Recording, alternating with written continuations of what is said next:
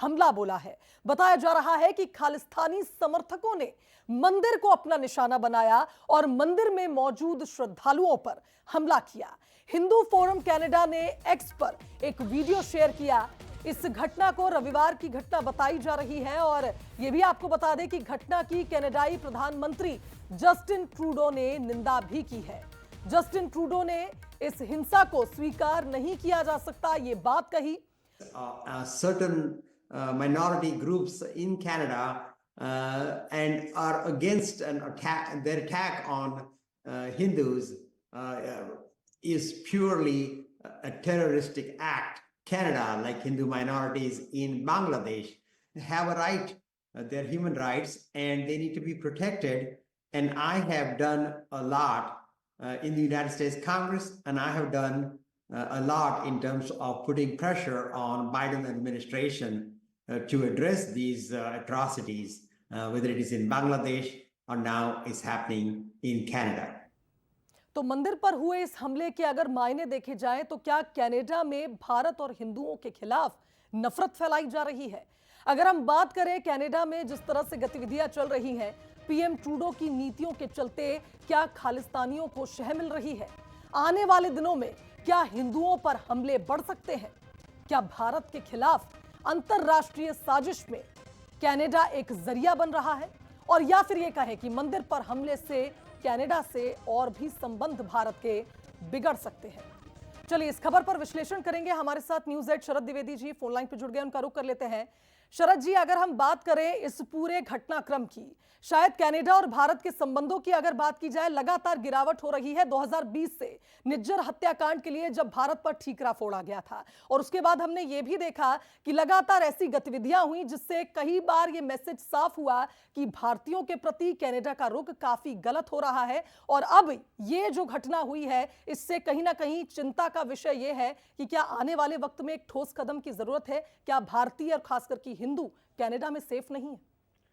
देखिए, किसमें कितने दोयम दर्जे के मापदंड हैं ट्रूडो सरकार के कि अभी तक इतनी गंभीर घटना है ये, और डिप्लोमेटिक तरीके से भी देखें तो ये उस सरकार की जिम्मेदारी होती है कि वो अपने देश में किसी भी धर्म स्थल पर हुए हमले के विरुद्ध बहुत स्ट्रिक्ट एक्शन ले।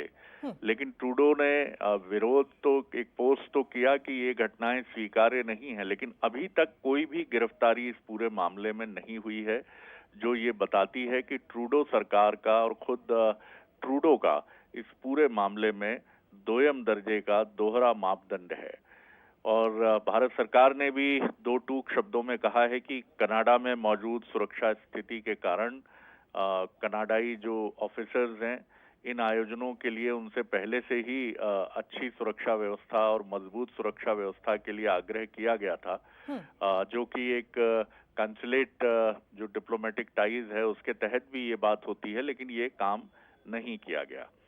और ब्रैम्पटन की ये जो घटना है ये बता रही है कि जैसा आपने भी कहा कि कनाडा लगातार खालिस्तान की सरपरस्ती में भारत विरोधी गतिविधियों का एक बड़ा केंद्र बन रहा है, और निश्चित तौर पर इसके लिए कनाडा की जो वर्तमान सरकार है, ट्रूडो सरकार है, वो बहुत हद तक जिम्मेदार है, क्योंकि वो अपने पिता, जो उनके ट्रूडो के पिता हैं जस्टिन ट्रूडो के, वो भी इसी लाइन पे चलते थे कनाडा के प्रधानमंत्री के तौर पर, और ये भी चलते हैं।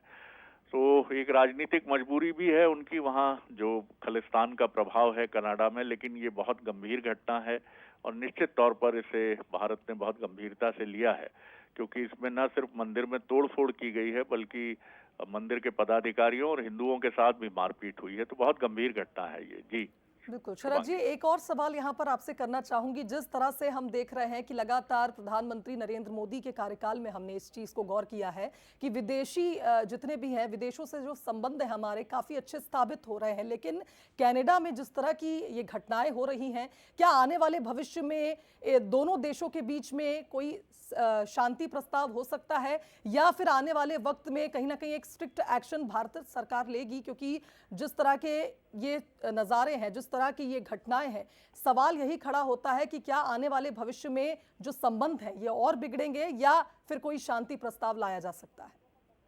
देखिए, भारत ने तो बहुत स्ट्रिक्टली एक्शन लिए हैं इस मामले को लेकर और आगे भी वो लेगा। लेकिन इतना ज़रूर है कि ये जो कनाडा में आने वाले चुनाव हैं, उसके मद्देनज़र ट्रूडो इस तरह की चीज़ों को लगातार पैट्रोनेज दे रहे हैं, संरक्षण दे रहे हैं। उम्मीद की जानी चाहिए कि कनाडा की जो सरकार अगली हो, जी। वो सरकार निष्पक्ष रवैये के साथ इन चीज़ों को देखे, क्योंकि आतंकवाद को आश्रय देना किसी भी सरकार के लिए भस्मासुर साबित होता है। हम्म। हमने पाकिस्तान का हाल देखा है, मिडिल ईस्ट में सीरिया का हाल देखा है, लेबनान की स्थिति हम देख रहे हैं। तो कनाडा को ये सबक लेना चाहिए, ये नहीं सोचना चाहिए कि सिर्फ राजनीति के लिए वो इसको संरक्षण दे दे, क्योंकि ये चीज कल खुद कनाडा के लिए बहुत बड़ी मुसीबत बनने वाली है। इसलिए बेहतर यही है कि कनाडा भी ये सोचे कि वो खुद आग से खेल रहा है। जी बिल्कुल शरद जी, बहुत शुक्रिया आपका इस खबर पर तमाम विश्लेषण के लिए।